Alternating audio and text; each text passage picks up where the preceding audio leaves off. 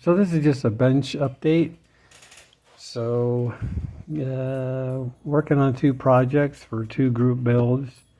The one is the Blue Ox, Jason's street machine, and still messing around with this Chevy truck, and I've cleaned it up a little bit.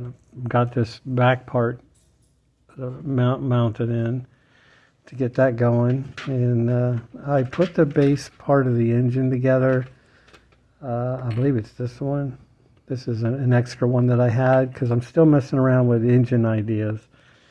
And I'm still thinking I'm going to order something 3D, but yeah, I think that's the way I'm going to have to go because I don't really have a lot of Chevy parts, and I just don't have what I really want. And I have the chassis together. I want to paint it, but I want to make sure I can get the engine in here because if there's any additional bracing or modifications I have to make to get an engine in there, a different engine that came with the kit, I want to do that before I paint it. And let's see, that's about it for this. I mean, I don't think there's very much to this. As far as adding extra parts. I mean, there's the gas tank and other parts like that, the exhaust and stuff like that. But I mean, as far as painting the frame and everything the same color. And then this is actually probably the floorboard, so I may paint that a different color if it's seen. Well, the interior has the tub actually, so you won't even see that, so I won't have to worry about that. But that's where I am on that. I do have the bed put together.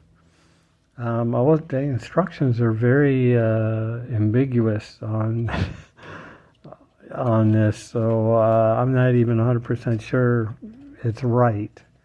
But that's how them old kits were. So we'll see how it seems to work out once I lay it on the chassis. It all seems to even up. So guessing that I somehow did it correctly. I don't think I'm going to make any modifications to the bed, so that should be fine.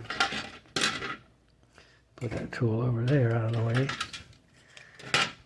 Now while I'm waiting on something for this, and then this is a street rod over here. I'll slide this over a little bit. This is for the rock and roll build, which I've got a whole year to do it, but I wanted to start on it because there are a few ideas I want to do. Not much you can do to the chassis until I just have to clean out some lettering there you see embossed on there.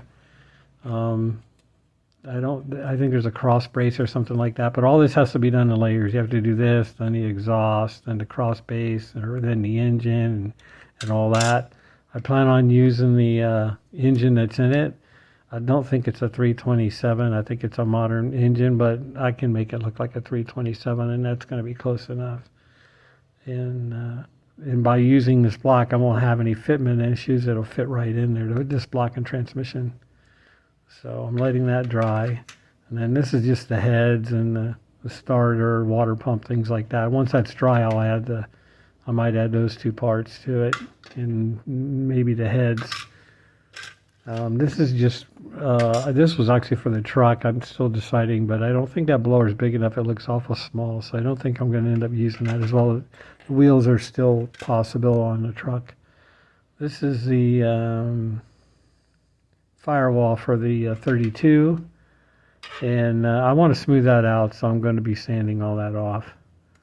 It's pretty much smooth on the inside. You're not going to see that, but I just don't like that embossing there. I don't like any of that. To me, that looks like I know it's a 32, but it looks a little bit too much like the 1920s for me. I don't like it. It's ugly. So just to keep it simple, I'm going to sand that off. But that's where I'm at with that. Waiting for glue to dry and parts to dry. Just seeing where I'm going to go with it. And so while these two, since I have 5 months on this one, and I have a year or 11 months on this one, so I have plenty of time. So in between all that, I'm going to work on this kit that I've had and I've been wanting to build, which is this BMW See if we can get that in a picture there. Sorry for the glare. So, a couple reasons this would be a good build for me is that right now, because I have plenty of white paint, so I don't have to order any paint. So that kind of right now is determining to save money is that I already have the paint. I don't have to order any. So, but it's funny because now this is obviously this is going to be a curbside kit. There is no engine. But I often say, you know, sometimes you buy a model like this and it's a curbside. It doesn't have an engine, but usually those kits, they come with so much more. And then and even when you get AMT kits now, some of those don't have an engine, or some older Revell kits may not have an engine. And I know there's a lot of people that simply they'll never buy a car model that does not have an engine, but they don't realize what they're missing.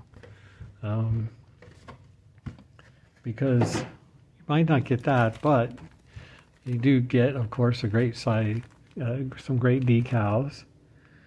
And then oftentimes, in this kit, you get photo etch. And so you don't get an engine, but you get some amazing photo etch with it.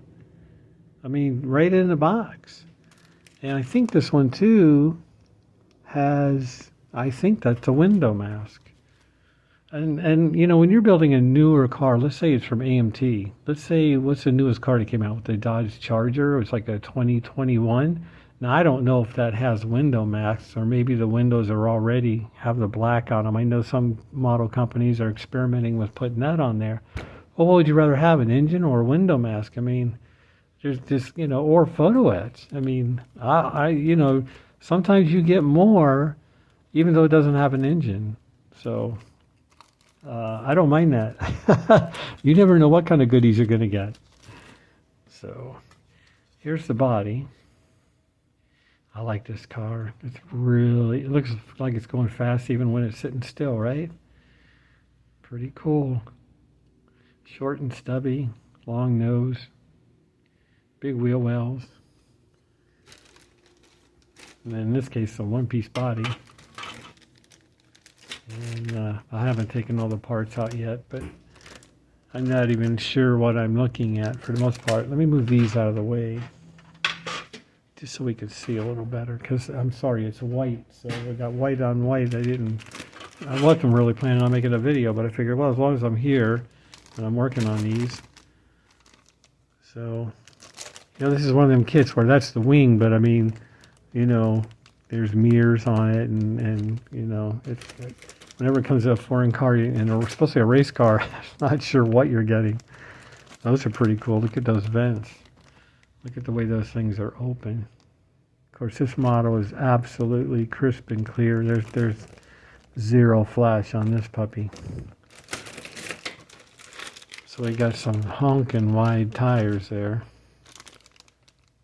Low profile. They don't say anything on them, but let's see.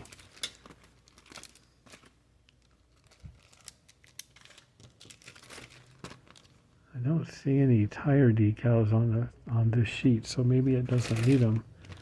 So here's the race interior. That's always fun to do. I mean, with the roll cage and race interior and all that, I mean, that's something, a lot of times that's more interesting than an engine too. Looks like, yeah, racing seat, single racing seat, racing dashboard. Diffuser for the back. More of those open grills. Wow. Still no flash. I mean, there's nothing like that on this car. There's all the roll cage. And this car it was a little more than your average AMT Revell kit, but not much more. Yeah, there's a lot of good parts in there. So here's the chassis. Of course, these race cars always usually have panels on the modern ones anyway. You have the pattern, have the plates on the bottom that cover it up for aerodynamics, but in this case they didn't do it in the middle, so there you can detail out where the transmission is. And the exhaust, for some reason they didn't cover that up. But the front and rear has pretty good cover up. And some of the interior, very nice wheels, perfectly made. Oh, I actually have some chrome parts in it. For the front headlights. I'm gonna guess those are the tail lights, so we have to use some tinted color to paint them. Pretty common on Japanese kits. And that looks like some kind of grill there too. Might have to, I'm not sure what that's for. But yeah, that's gonna be a good project. So I'll be working on this. This will be probably the mainstay car. And then I'll work on the other two. The other two, like I say, it's always something holding it up, right? It's either glue, parts, or paint. So since I'm going to have to order some parts for one project, the truck, for the group build, and then I'm going to have to I have to get some parts for the 32 as well. For the 32, I need an intake manifold with 3 deuces on it. So I haven't even looked for that yet online, but I'm sure somebody makes them. That's pretty popular on a Chevy engine. So, man, that is just amazing. So, but this will be the project I'll probably be working on. I'm still working on the ship, but I'm not going to talk about that now because it's slow going. And the humidity is horrendous today, so I'm not even sure I can paint anything. I mean, we have some heat here in Florida. As always, I'm used to that. I was born here, but the humidity is pretty high today. And I always thought humidity in Florida was bad until I went to Texas one time, and oof, you could cut that stuff with a knife. So I don't envy those people. So that's what we're doing on the build.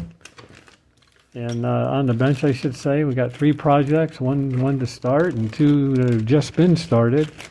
And I've got my work cut out for me, but I'll let you follow along. I'll probably just update I'll just probably update the bench and whatever I'm working on at that time between the 2 or 3 at one time, just be easier rather than separate them. Even though I might have the 2 group builds probably done way before the deadline, and that's fine. I don't mind that. I don't care if anybody sees them before the deadline. I'll just put them in a box and hold them till the end of the year. So, wow, metal axle, or it looks like. I wonder if that's for the front or the rear. Huh. So that's where we're at. Keeping it short.